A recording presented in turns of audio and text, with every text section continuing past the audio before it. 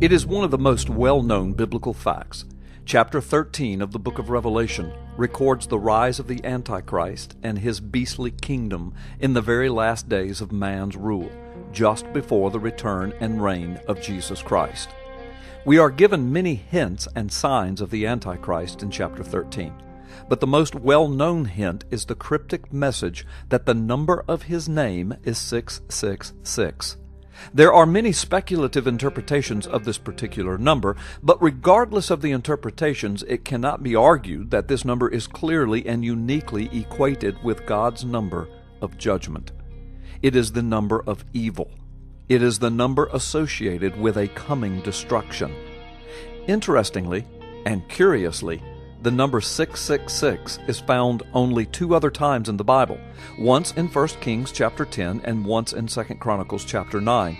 But both of these incidences record the same event, and the event is associated with the life of King Solomon. Amazingly, many Bible scholars have noted that Solomon is an Old Testament type of the Christ. But in the latter years of his reign, Solomon's life became a symbol of the Antichrist. Observe the timeline of the story in 1 Kings 10 and 11. First, the Queen of Sheba visits Solomon and is impressed with his wisdom and his great and vast wealth. Solomon's pride begins to swell. Next, the text mentions Solomon's annual revenue in gold is exactly 666 talents. After that mention and the specific noting of that particular number, 666, it's a downhill slide. Solomon then builds a throne for himself that was greater than any king of any nation had ever seen. Solomon's pride was bursting forth.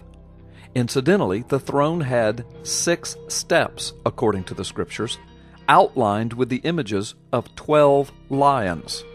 6 steps plus 12 lions is a total number of 18.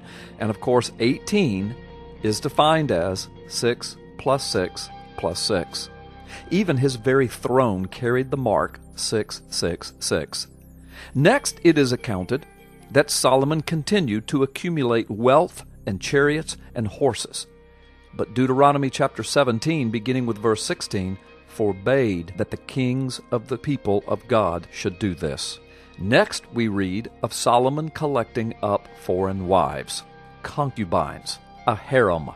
This was another pagan custom involving fornication and adultery, and it was forbidden by God for his kings to do such a thing.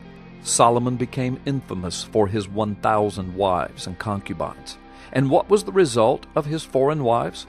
Solomon slipped into abject apostasy and held to the foreign gods of his wives and their detestable pagan practices, including the worship of Molech, which required infant sacrifice, the killing of babies.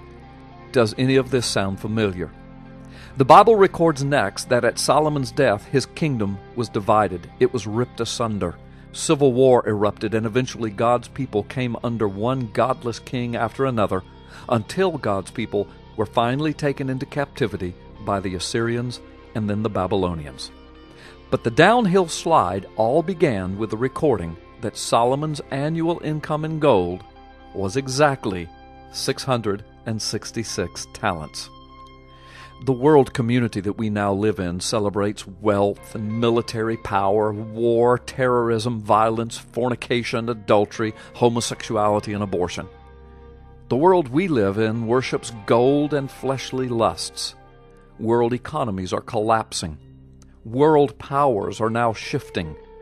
Middle Eastern and Muslim nations are in turmoil, and terrorism threats determines the domestic and foreign policies of the nations.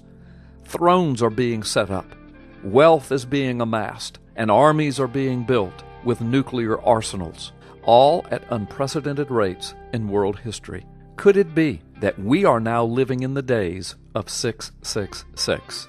Regardless of whether or not we are in those particular days, if you have not already done so, today would be a great day for you to turn to Jesus as Savior and Lord and call upon Him to save you.